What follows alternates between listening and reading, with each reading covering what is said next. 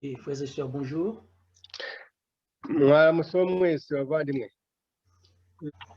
Un Dieu de miséricorde et de pardon.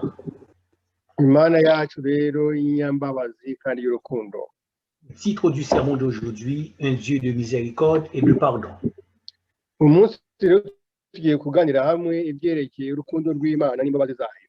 Le texte qui vous a été lu se trouve dans Jean chapitre 8, les versets 1 jusqu'au verset 11.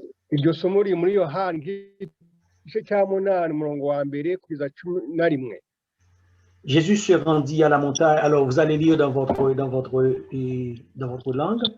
Jésus se rendit à la montagne des Oliviers, mais dès le matin, il alla de nouveau dans le temple et tout le peuple vint à lui.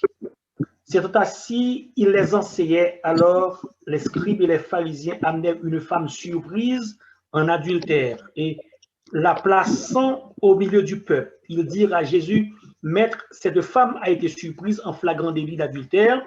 Moïse, dans la loi, nous a ordonné de lapider de telles femmes. Toi donc, que dis-tu?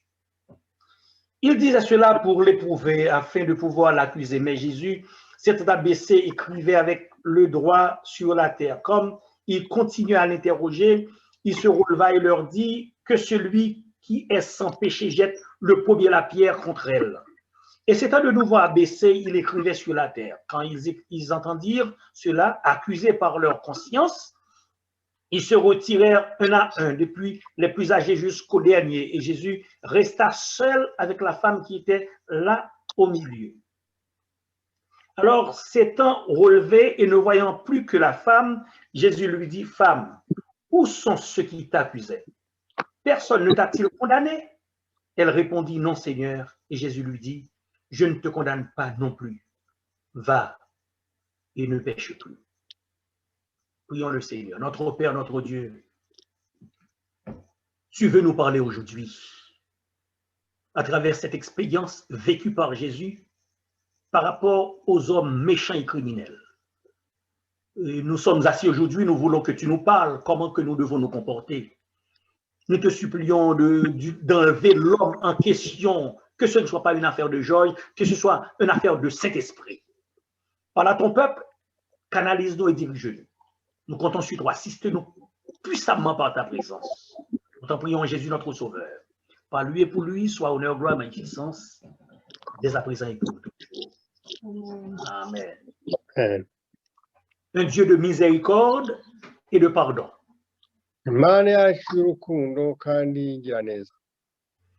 Condamner est le résultat d'un jugement.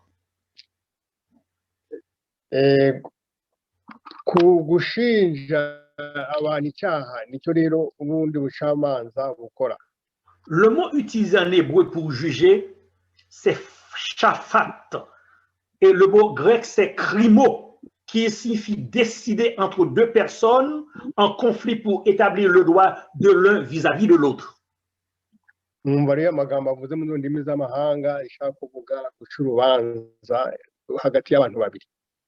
Dans Genèse chapitre 16, verset 5, Sarah a déclaré à Abraham que l'Éternel soit juge entre toi et moi.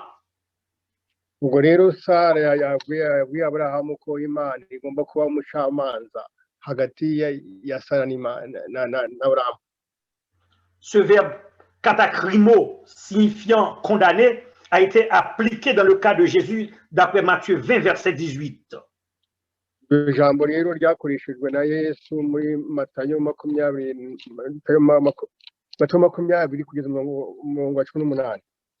Frères et sœurs, il y a quelque chose qui est inné chez l'homme.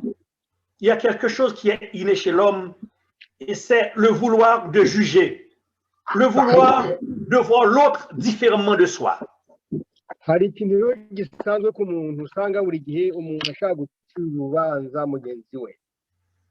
Le vouloir de détruire l'autre, et de présenter sa dignité.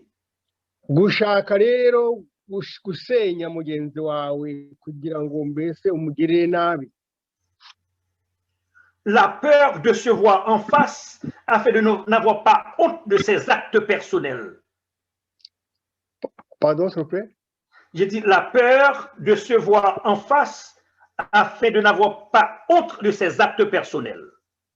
rero usanga buri gihe umuntu rero afite ikintu cy'ikibazo kugira ngo mbese kugira ngo ashobore kugirana ibibazo na mugenzi we. D'où on se cache toujours en arrière de la réalité de sa vie. Usanga rero buri gihe umuntu agenda yihisha inyuma y'ibibazo bye mu buzima bwe.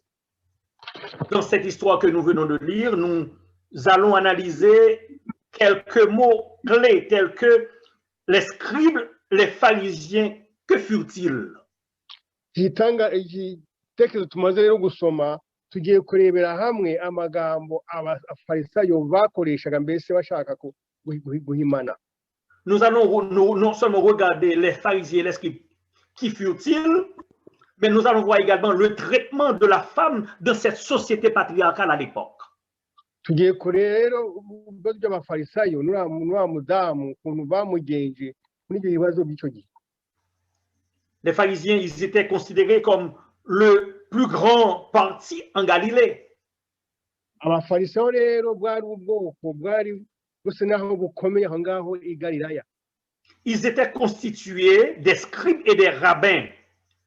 Bari barimo rero abigisha mbese n'abakarani.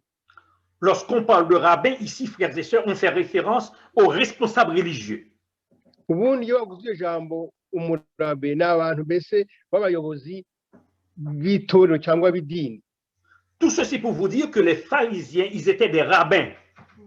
Abafarisayo rero bari abantu mbese b'abayobozi b'idini icyo gihe aho ngaho icyo gihugu cy'iwabo. Des hommes qui dotèrent d'une certaine moralité et qui devraient avoir une certaine moralité et une certaine conscience. Ubundi akaba rero bari abantu bagomba kuba bafite imyifatire myiza kurusha abandi. Plusieurs fréquentèrent les plus grandes écoles de l'époque, c'est ce qui faisait leur fierté. Ubundi rero bari abantu bagomba kuba barize ugasanga mbese ari ibyo mbese bituma bishyira hejuru. Les écoles telles que Hillel et Shammai, ayo mashuri yabo rero yabo gutangwa Shammai, leurs ambitions étaient d'observer la loi dans toute son intégralité ainsi que les festivals. Icyo rero bigiraga kwa kugira ngo bashobore mbese kujya bagenzura amategeko mbese kugira ngo bayafate neza. Par rapport à leur niveau élevé de cette société, ils se sentirent supérieurs des autres. Ils nourrirent à l'esprit qu'ils étaient purs, saints par rapport aux autres. Kubera ko rero bumvaga ko ari abantu bize kurusha abandi, bumvaga ko aribo bantu mbese bakiranutse kurusha abandi bose b'icyo gihe. Alors, c'était ces hommes-là qui amenèrent à Jésus une femme qui a été surprise en flagrant délit d'adultère. Abo bagabo rero bakaribo bafashe umudamu bari bafashe usambana naho bamuzanira Yesu. Alors, néanmoins, qu'est-ce qu'ordonna la loi juive à l'époque? Comment traite-t-on une adultérienne ou un adultérien? Ubwo rero mu mategeko y'icyo gihe kakireba ukuntu bafataga umuntu bafashe asambana. C'est quoi la conception de l'Ancien Testament concernant l'adultère? Ubundi mu isezerano rishya rivuga iki ku byerekeye uko gusambana? Dans l'Ancien Testament, frères et sœurs, l'adultère fut considéré comme l'inconduite d'une femme mariée dans le cas d'une femme, tandis qu'un homme, il ne pouvait violer que le mariage d'un autre homme. Ubundi mbese uko Bibiliya bisobanura mu isezerano rya kera ko gusambana kwari nk'umugore yagombaga kuryamana n'undi mugabo utari umugabo we. Au-delà de toute théorie et d'interprétation, les Saintes Écritures, d'après Exode 20, verset 14, dans les Saintes Écritures, il est noir et blanc écrit, tu ne commettras point d'adultère. Nuko rero nubwo busobanuro bavugaga rero Bibiliya itubwira iki rero ku byerekeye ubusambanyi. Par ailleurs, dans Lévitique chapitre 18, verset 26, et ce passage range d'adultère parmi les interdits qui rendent le transgresseur rituellement impur. Rero tugiye kureba mu Balewi 18 mu 26 cyo bisobanura. Dans Genèse chapitre 20, verset 6, ce passage présente l'adultère comme une faute que Dieu châtie. ubwo rero mu Balewi makumyabiri na gatandatu byerekana ko ubusambanyi cyari icyaha Imana rwose yanga. Bien entendu, frères et sœurs, au Moyen-Orient, l'adultère a été un acte qui pourrait avoir une mauvaise connotation. Ubundi mu bihugu byo burasirazuba byo hagati ijambo ry'ubusambanyi ni ijambo rwose rikomeye ribi cyane.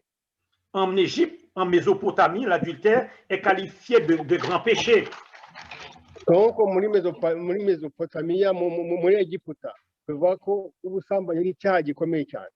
Alors, nous sommes en train de regarder une scène. Qu'est-ce qui a provoqué ce conflit entre Christ et ses pharisiens? Tugiye kureba rero icyateye ingorane hagati ya Kristo n'abo bafarisitiya n'abo bafarisayo. Et a priori, je voudrais que vous notiez, frères et sœurs, le comportement renard des pharisiens. Ndagira ngo turebere hamwe imyifatire mibi y'abo bafarisayo. Dans Marc chapitre 2, verset 7, ces pharisiens réprimandèrent Christ d'avoir été impropre pour pardonner les péchés. Et maintenant, les voilà qui apportaient une femme à Christ, par contre, pour faire quoi? Alors, tugiye kureba rero muri Mariko kabiri umurongo wa karindwi ukuntu bazanye uwo mugore kugira ngo bamugenze bate. Alors, s'il est hors de toute qualification pour pardonner les péchés des autres, il l'amenait pour faire quoi? Juste pour lapider, juste pour la condamner. Aho kugira mbese ngo bamubabarire bamuzanye kugira ngo bamutere amabuye bamwice. Ne fut-il pas juste de rendre coupable cette femme qui a été prise en flagrant délit d'adultère d'après la loi? Oui, umudamu rero bamufashe asambanye mu byerekeye kubakurikira amategeko. N'est-il pas normal qu'elle ait payé la conséquence de ses actes? Ubwo rero yagombaga mbese kwishyura icyo cyaha yari yakoze. Mes frères et sœurs, il ne faut pas oublier qu'il y a une différence. Dieu fait une différence entre celui qui commet un acte et l'acte en lui-même. Ubwo rero tugomba kumenya ko hari ukuntu Imana ifata umuntu wakoze icyaha nawe ubwe.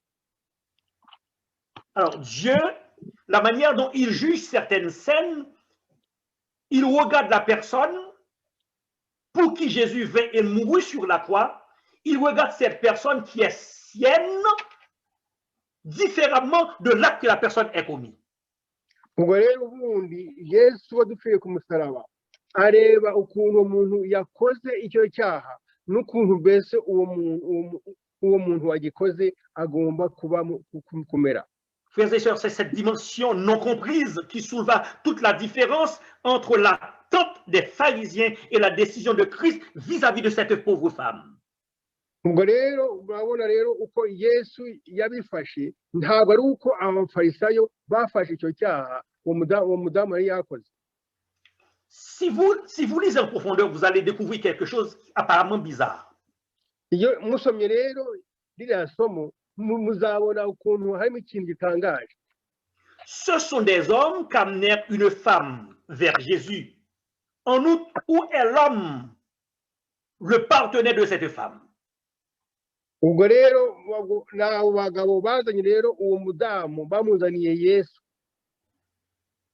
Un acte sexuel est un rapport entre deux partenaires, un homme et une femme. Ubundi ikintu cy'ubusambanyi kikaba rero kiba hagati y'umugabo n'umugore. Alors, le comportement, frères et sœurs, des pharisiens met en relief la manière dont les femmes ont été foulées au pressoir, d'où discriminées de cette société patriarcale. Urabona rero ko icyaha kiba cyabaye hagati y'abantu babiri ahubwo usanga muri icyo gihe bafataga icyo cyaha bakagishyira ku mugore wenyine. Alors, il voulut interpréter ce que la loi de Moïse n'eût pas dit concernant la décision prise dans un cas d'adultère. Bashaka rero gufata ibyemezo bakurikije amategeko ya Mose kubyerekeranye n'ubusambanyi. Au verset 5 du chapitre 8, ils dirent à Christ, Moïse dans la loi nous a ordonné de lapider de telles femmes. Toi, Donc, que dis-tu? Okay. Ku isomo rya munani katurebe icyo birivuga. Isomo rya munani haravuga ngo verset 8 bavuga ngo ntukambike ubusa mukaso kuko ari ubwambure bwaso. Si vous lisez Lévitique chapitre 20 verset 10, Moïse ordonna à ce que l'homme et la femme aient été punis. Musomye rero mu Balewi 20 umurongo verset combien? Luc chapitre 20, tu n'as pas besoin de tout lire, je vais donner les versets et continue. Dans Luc chapitre 20 verset 10, j'ai dit Moïse ordonna à ce que l'homme et la femme aient été punis. Iryo somo rero byerekana ukuntu umugabo n'umugore bagombaga guhanwa. Mais ils amenèrent à Jésus une pauvre femme sans défense. Bazana rero umugore rwose udafite kirengera bamuzanira Yesu. Une pauvre femme sans défense, ils amenèrent à Jésus. Uwo mudamu rwose w'intege nkeya udafite kirengera bamuzanira Yesu. Mais frères et sœurs, lorsque nous lisons en profondeur, nous voyons que ces pharisiens avaient tendu un piège à Christ d'après Jean 8 verset 6, juste pour l'accuser. Tumugiye kureba rero ubundi bari abagabo bari bateze umutego Yesu Kristo igihe bazaniraga uwo mugore. Ils ont voulu placer Jésus devant Moïse, que le peuple a considéré comme le père de la libération. Bashaka rero kuzana kwerekana ko Mose bazana uwo mugore imbere ya Yesu ko Mose ari we mbese umuntu ukomeye cyane wagombaga kuba mbese ikitegereza. Jésus étant Dieu, ayant reconnu le cœur de l'homme, agit différemment. Yesu rero akaba azi imitima y'abantu uko bakora bitandukanye n'uko Imana ikora. Dans Jean 1er verset 47-48, Jésus voyant venir à lui Nathanaël, il dit, voici vraiment un Israélite dans lequel il n'y a point de fraude. Ubwo rero hari yari asoma avuga ko muri Yohani cyo cyambere 27 ko Yesu yabonye Nathanaeli avuga ko uri Nathanaeli ni umugabo mbese munyangamugayo. D'où me connais-tu? A répondu Nathanaël. Nathanaël a dit, unzi hehe? Jésus répondit, avant que Philippe t'appelât, quand tu étais sous le figuier, je t'ai vu. Avuga ko rero igihe baguhamagaye icyo gihe munsi y'igiti yewe nakubonye. Frères et sœurs, c'est ce qui a déterminé la souveraineté de Christ. C'est ce qui a déterminé la seigneurie de Christ. Jésus connaît le cœur de l'homme. Il est omniscient, omniprésent et omnipotent. Yesu rero azi byose aba yasomye umutima w'umuntu kuko Imana ireba mu mitima. Jésus connaît la femme samaritaine. Jésus connaît les intentions de leurs accusateurs ainsi que leurs péchés cachés.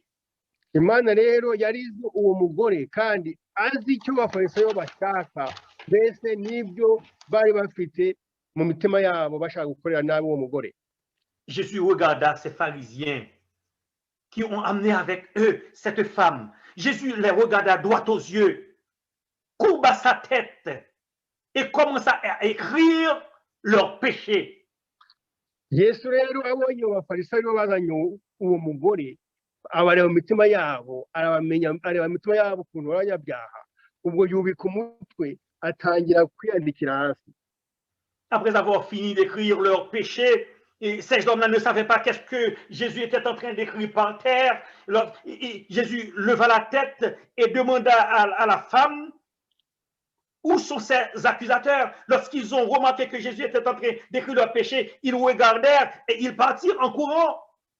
Igihe Yesu rero yandikira hasi umukungugu yandikaga liste y'ibyaha byabo bagabo bose arakomeza arandika. Ubwo rero abagabo babonye ko ibyaha byabo ariko byandika mu mukungugu bayibonye batangira kugenda umwe ku wundi noneho Yesu yubuye umutwe abaza umugore ati mbese abagabo bakoregaga barihe.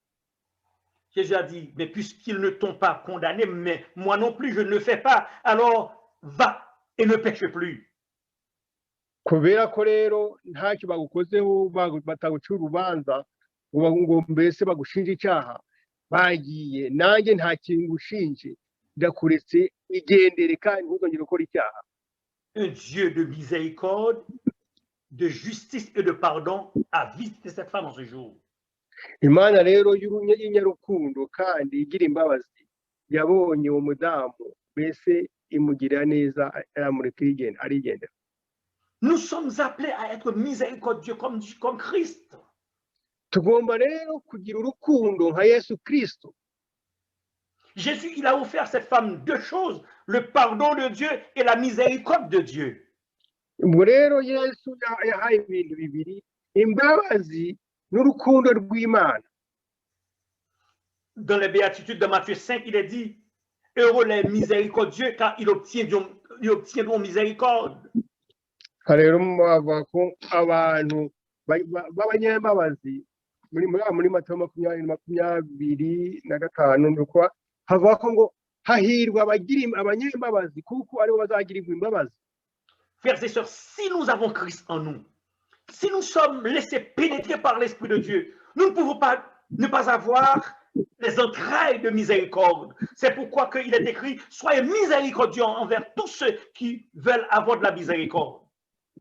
Dufite Yesu muri twe tugomba kuba abanyambabazi, niyo mpamvu tubwira ngo tugomba kugira abana imbabazi kuko ari cyo Yesu adushakaho tukaba nka Yesu. L'apôtre Paul a dit dans Colossiens 3, verset 12, revêtez-vous d'entrailles de miséricorde. Hariya mu Bakolosayi 3:12 batwerekana ibyerekeye kugira imbabazi n'impuhwe. Frères et sœurs, c'est un précédent qui nous qualifie à être appelés en fils et filles de Dieu. Ibyo rero akaba aribyo bituma twitwa abahungu n'abakobwa b'Imana. En d'autres termes, nous ne devons pas être prompts à détruire impitoyablement. Mu yandi magambo rero bishaka kuvuga ko tutagomba kugira nabi abandi. Parfois la personne ne peut pas dormir sur son oreiller avec cette culpabilité qui lui pèse dessus et vous enfoncez davantage le clou de la plaie. Ubwo rero umuntu asanga ubugizwe bwa nabi afite umutima we ugasanga ashaka kubutura ku bandi. Nous sommes là pour bander la blessure des autres, non pas pour l'aggraver et l'empirer. Mundi tubereyo kugira ngo dufuke igisebe cy'abandi aho kugira mbese ngo tugisonore mbese tubabaze birushijeho.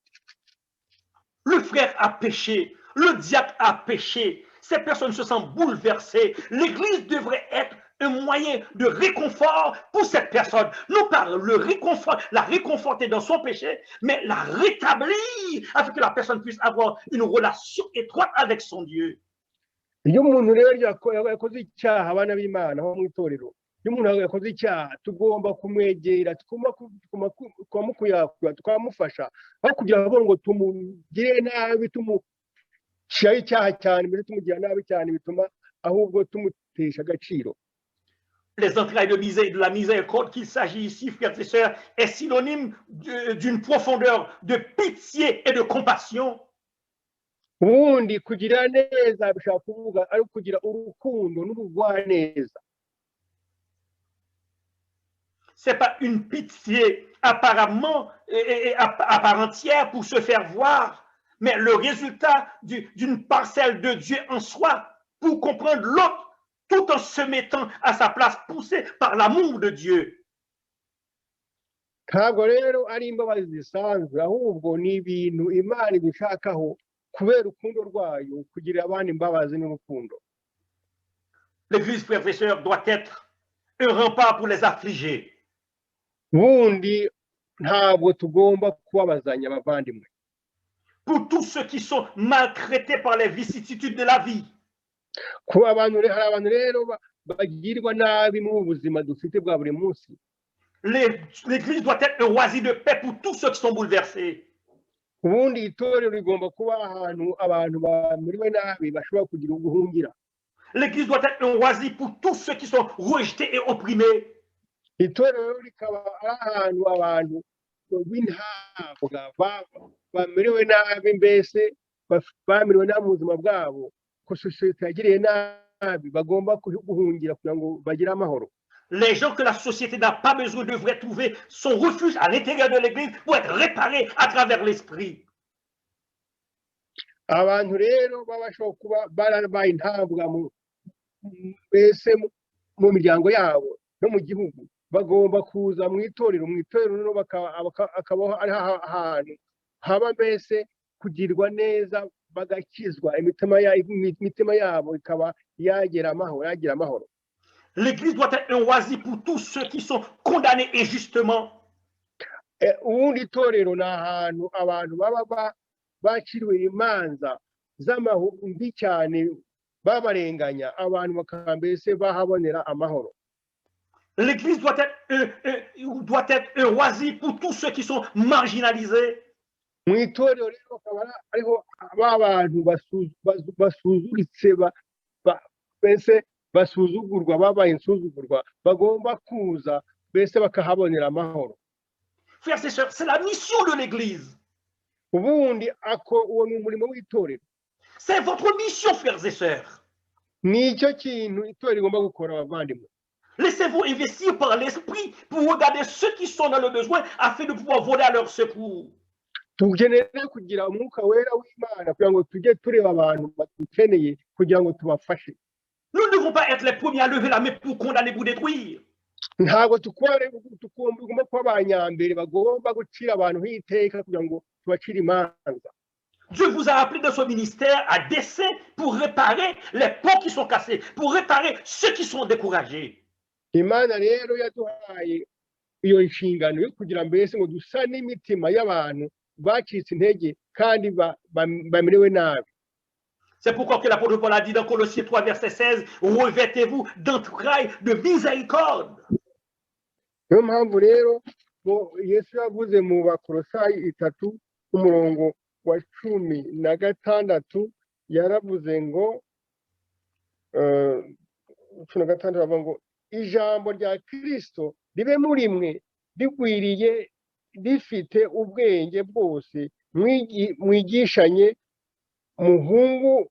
muhugurane muri zaburi n'indirimbo n'iby'ibihimbano by'umwuka, muririmbira Imana ishimwe mu mutima yanyu. Lorsque j'ai pris du temps pour regarder ce texte, j'ai remarqué le verbe revertir.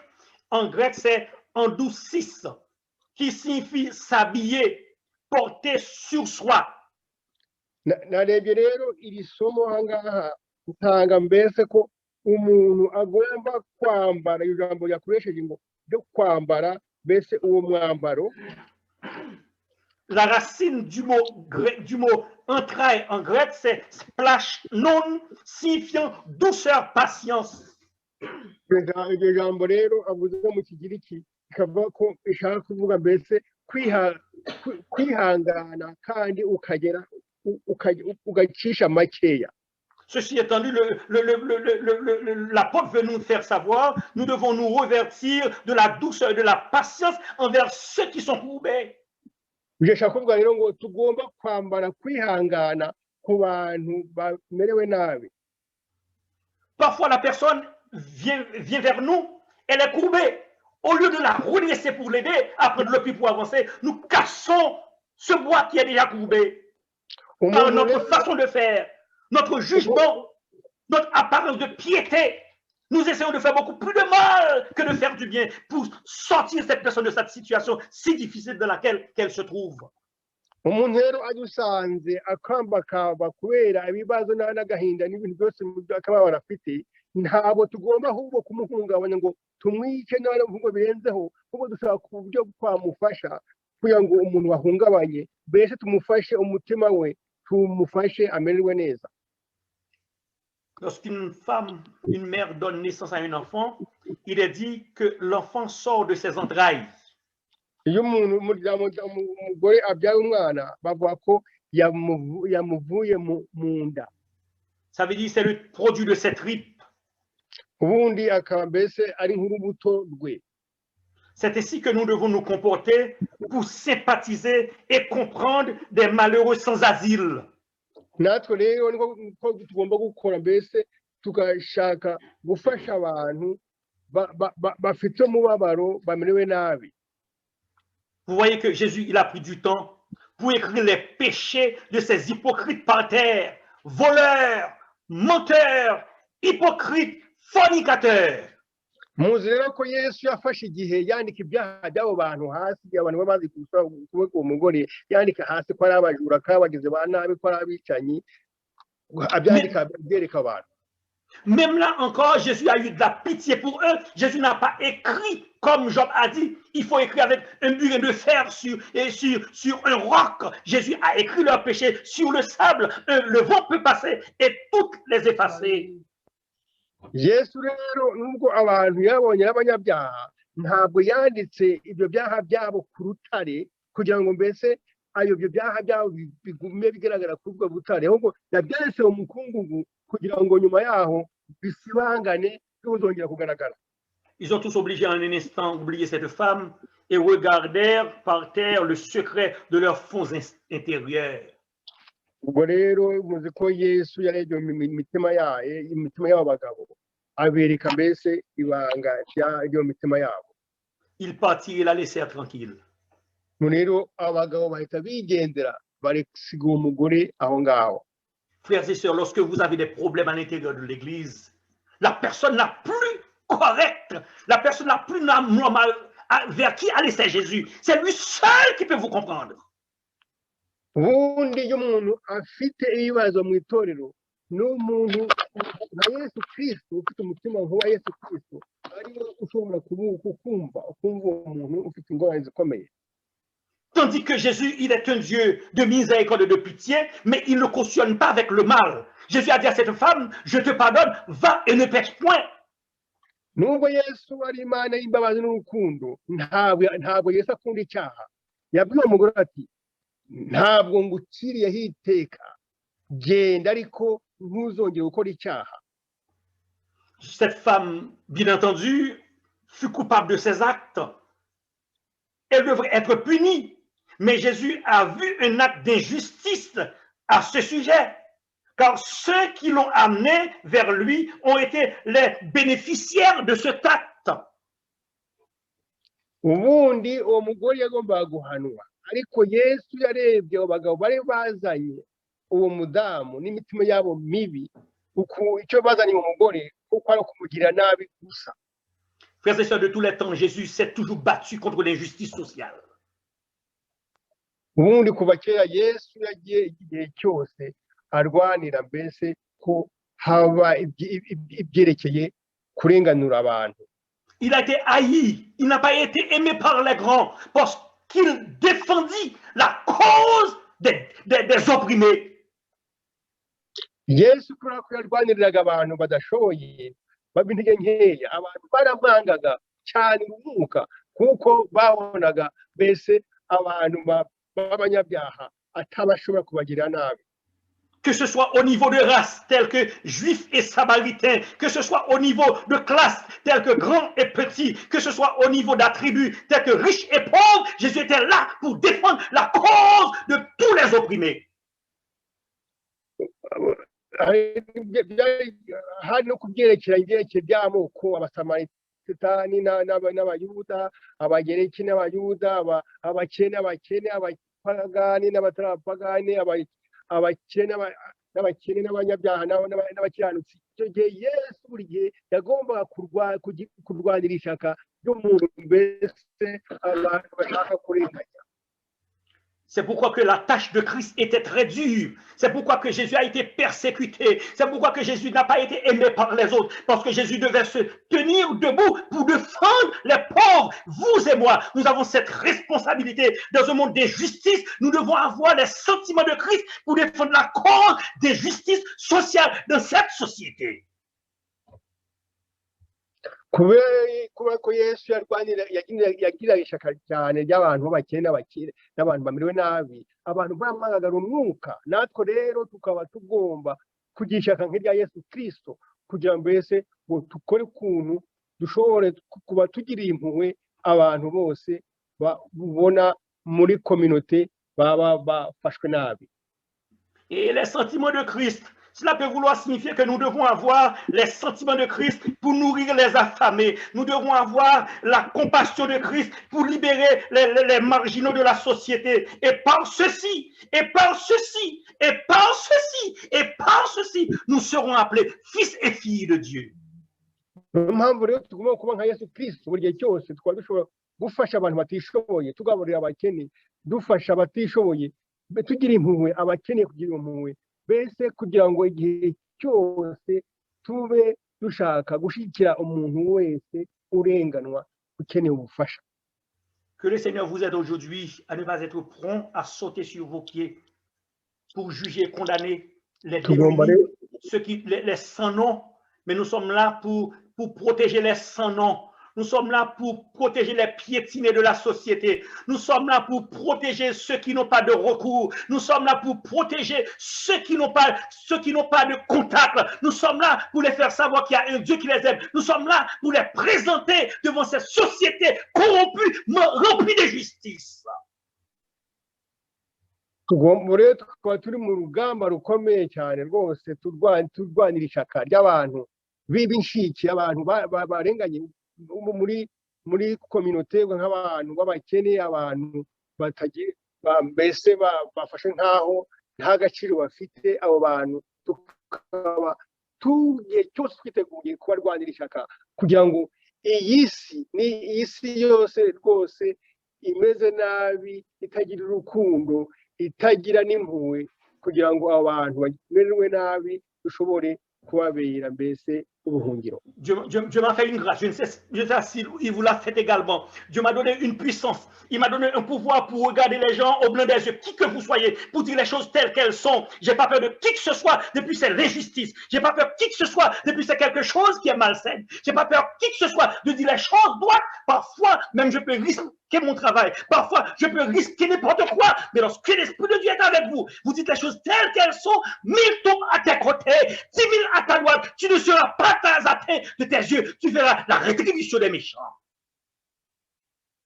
Niyo mpamvu rero umuntu wese uko tumeze tugomba kuvuga icyaha uko kimeze, tukavuga ikintu uko kiri, ntabwo dufite tuhagaze, kuko tuvugisha ukuri, ibitagenda tubivuga, ibigenda tubivuga, kugira ngo tube mbese nk'abantu, tube urugero, dufate urugero Yesu yaduhaye rwo guhishira ikibi, tuvuga ikibi uko kiri, kugira ngo abantu mbese tubagirire ibyiza bagomba guhabwa. Frères et sœurs, soyez des gens de justice. Au travail, défendez le pauvre malheureux qu'on accuse faussement. Ne vous mêlez pas avec les grands pour détruire les plus faibles. Si on vous pose la question, il faut répondre il faut répondre comme il se doit. N'ayez pas peur de quoi que ce soit. Le Seigneur, il vous regarde. Si on vous attaque après, le Seigneur saura comment vous permettre de vous en sortir. L'Église, nous sommes là pour défendre les choses nobles dans cette société corrompue, que ce soit collective, que ce soit individuelle. L'Église, le Seigneur vous a choisi comme une lumière dans cette société. L'Église, le Seigneur vous a choisi de le représenter dans cette société. N'ayez pas peur qui que ce soit, vous dire les choses telles qu'elles sont, afin que le Seigneur puisse prendre plaisir davantage à vous bénir. Niyo mpamvu rero nk'itorero tugomba kuba urumuri rw'isi igihe cyose, tukaba bese duhagarara ku kuri, tuvuga ibintu uko biri, ibibi tukabivuga uko biri, kugira ngo twereke, dutange urugero Yesu yadusigiye, kugira ngo igihe cyose tuvugishe ukuri, dukore ibintu uko bimeze, twe gukurikira ab'isi usanga barenganya abantu kubera inyungu zabo bifitiye. tukavuga ibintu uko biri kugira ngo bese tube abantu bagendera ku kuri mu buzima bwacu. Pour finir, l'erreur que ces hommes ils ont commis en amenant cette femme vers Jésus, pensant que Jésus était un homme de loi, ils pensaient que Jésus allait cautionner avec eux pour détruire cette femme. Cette femme s'était trouvée au pied d'un Dieu rempli d'amour, au pied d'un Dieu rempli de compassion, au pied d'un Dieu de pardon, au pied d'un Dieu de pitié et de miséricorde. Et une fois que cette femme se trouve au pied de Jésus, c'était la délivrance pour son âme. Si quelqu'un vous met dans une situation pour juger, vous devez être honnête comme Jésus pour juger tel qu'il soit, afin que la personne soit délivrée. Que le Seigneur vous renforce, qu'il vous aide à avancer en vainqueur et pour vaincre, qu'il vous donne du courage, de la force pour faire face à certaines choses qui sont anormales dans cette société. Et quand il reviendra, quand il viendra, il vous bénira tous et toutes. Que le Seigneur vous bénisse. Amen. Muturangiza rero ushaka kuvuga ko igihe bagabo bazanaga uwo mugore bari bazi ko Yesu arakugiza itegeko ryavuga ko uwo bafashe icyo cyaha yagombaga bese kwicwa. Ubwo rero Yesu uwo mudamu yagagize amahirwe agira ku birenge bya Yesu. Yesu afite urukundo n'impuhwe, abantu bari bashaka kumwica ntabwo byashobotse. Ubwo rero iryo shaka ryo kugira urukundo n'impuhwe Yesu yakoze aho ngaho, natwe tubemo mu buzima bwacu bwa buri munsi, bikazatuma rero tugira ubuzima bwa Kristo mu mibereho yacu. Akaba rero isengesho ryanjye basabira mu izina rya Yesu Kristo umwami wacu, Imana ibahire. Amen. Un Dieu de pardon et de miséricorde. Que le Seigneur vous bénisse. Imana rero ni inyambabazi n'urukundo. Ubwo rero natwe tuzatube mu buzima bwacu, ngo Imana ibahire mukomere. Narakoze pastor yo kukibwirizwa cyiza. Kitwibutsa yuko dukwiye kugira urukundo tukabana neza n'abandi. Qui nous rappelle d'avoir l'amour afin que nous puissions bien vivre avec les autres. Muri aka kanya rero tugiye gusaba groupe babwire kugira ngo iririmbe indirimbo ya nyuma. Alors nous demandons au groupe Babiré pour chanter le dernier chant. Ikaba iririmbwa n'umuryango wanjye. Ubwo rero ikaba igiye kuririmbwa, il va être chanté par la famille Donald.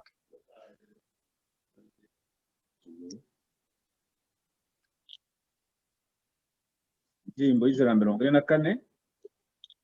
Le chant numéro 141.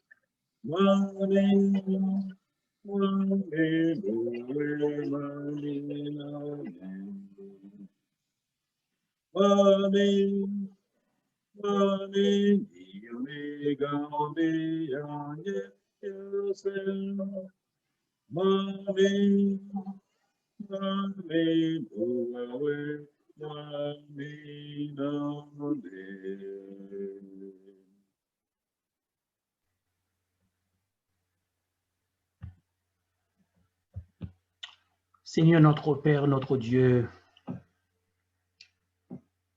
ce midi, tu viens de nous parler. Ton esprit a parlé à ton peuple. Nous devons avoir les entrailles de la miséricorde pour supporter ceux qui sont dans le besoin. Nous ne sommes pas là pour les détruire, pour les éclabousser, nous sommes là pour les encadrer. Mais nous ne sommes pas là pour cautionner avec ce qui est mal, ce qui est mauvais. Nous devons les dénoncer, mais nous devons le faire avec amour. Permet que nous puissions avoir du courage comme Christ pour défendre les piétinés, les marginaux de la société, pour défendre les causes, des bonnes causes, que ce soit au travail. Il y a un risque, mais nous savons que tes anges, ton esprit sera toujours avec nous. Bénis-nous et dirige-nous, lavez-nous de toute souillure. Fais de nous un homme, pas n'importe quel type d'homme, mais des hommes qui ne sont pas là pour fléchir devant les avantages de ce monde, mais des hommes qui sont là pour dire la vérité, des hommes qui sont là pour parler de toi, des hommes qui sont là pour encourager les gens à avancer, à aller de l'avant. Fais du bien, sanctifie et conduis. Au nom de Jésus, pour ta gloire. Amen. Amen.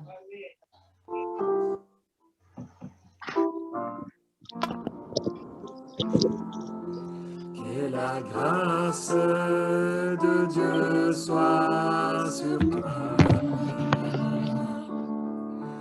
pour t'aider à marcher dans ses voies. Reçois tout son pardon et sa bénédiction. Va en paix dans la joie, dans l'amour. Que le Maître te garde toujours dans l'attente de son grand retour. Mets ta main dans sa main tout le long du chemin, va en paix dans la joie, dans l'amour.